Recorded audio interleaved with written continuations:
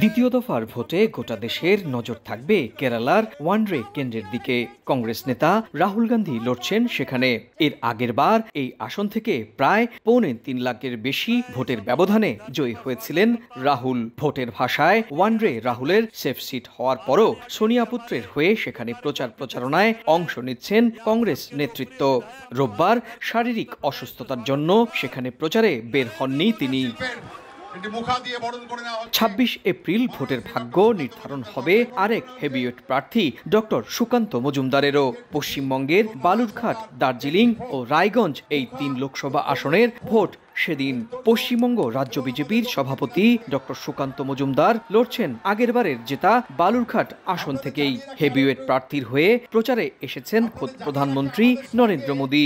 শেষ মুহূর্তে প্রচারণা চালিয়েছেন দেশটির প্রতিরক্ষা মন্ত্রী রাজনাথ সিংও।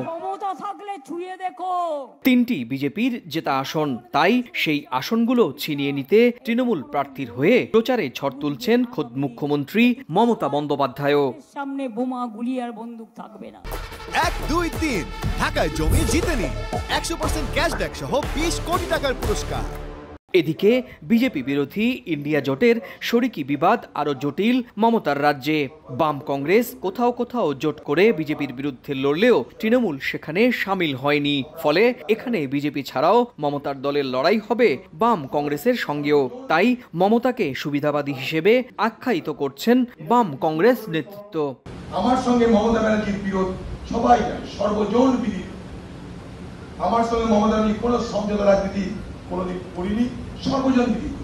তা যখন সর্বজন বিদিত তখন ইন্ডিয়া জোট করার সময় সেই সভায় আলোচনা করলেই তো পারতেন। ২৬ এপ্রিল দ্বিতীয় দফার ভোট হবে আসাম, বিহার, ছত্তিশগড়, কর্ণাটক, মধ্যপ্রদেশ, মহারাষ্ট্র, মণিপুর, রাজস্থান, ত্রিপুরা, উত্তরপ্রদেশ, জম্মু কাশ্মীর এবং পশ্চিমবঙ্গ ও কেরালা রাজ্যে। সুব্রত আচার্য, সময় সংবাদ, ভারত।